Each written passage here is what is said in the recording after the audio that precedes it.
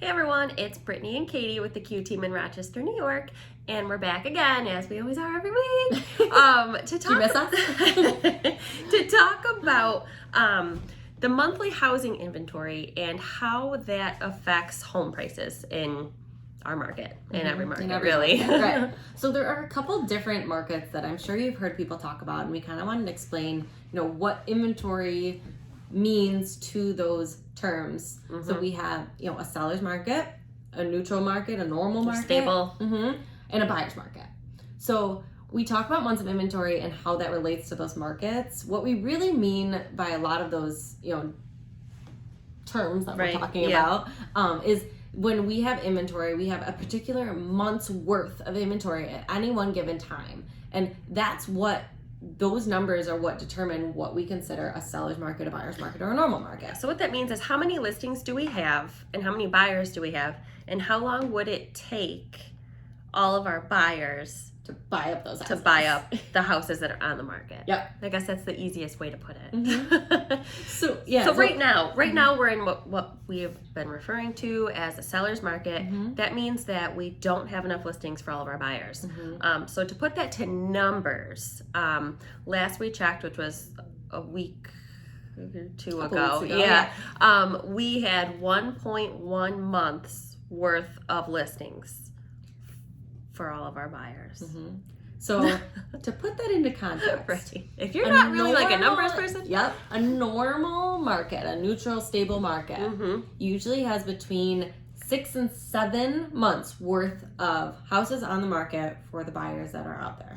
So that means that it would take about 6 to 7 months for all of the houses that were on the market to sell. But we have 1.1.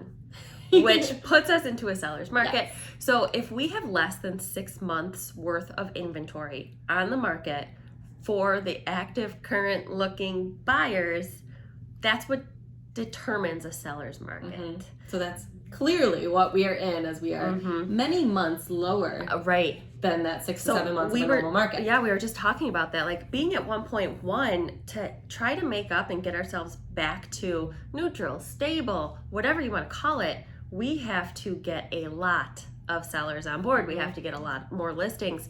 And we're kind of far off from that. Right. I mean, it could flip like that if we had, an influx of sellers hit the market, which is why we always say we don't know when the market's going to turn.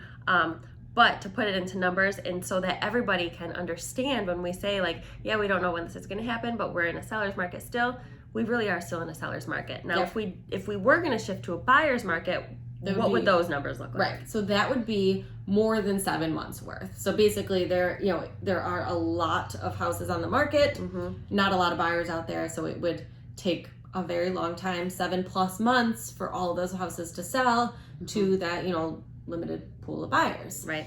So that's, the complete opposite of what we are seeing right now, which, as we've talked about, real estate goes in cycles. So we know that, you're in a seller's amount of time. We're dancing here. I really just wanted to do a dance. I knew you wanted to.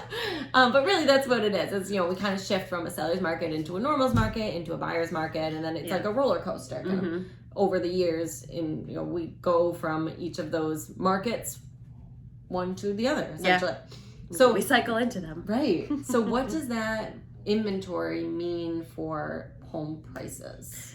So if there's less to choose from, I feel like we've been saying this for a year and a half.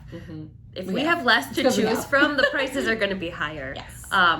There's less supply for the high demand, which is what we're seeing in the seller's market because we only have 1.1 months worth of listings and we have a lot of buyers. Lord knows how many months worth of buyers we have. We're going to see elevated prices, which is why a seller's market means generally that a seller can get more money for their house because the demand is higher than the supply. And the reverse is true for a buyer's market. Yep.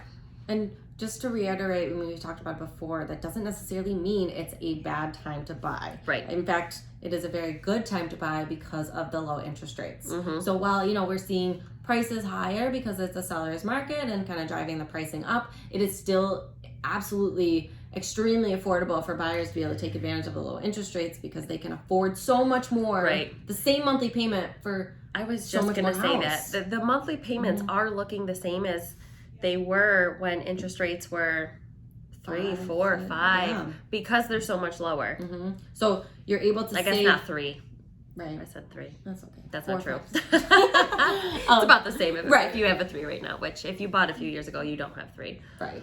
But, with rates as low as they are, you are saving way more on interest that you might be paying in a slight premium in the seller's market. So it's a win-win all the way around for everyone in the market. With the low interest rates right now, it really is just a balancing act, and it's stabilizing the payments so that the inflated costs aren't showing an inflated monthly payment.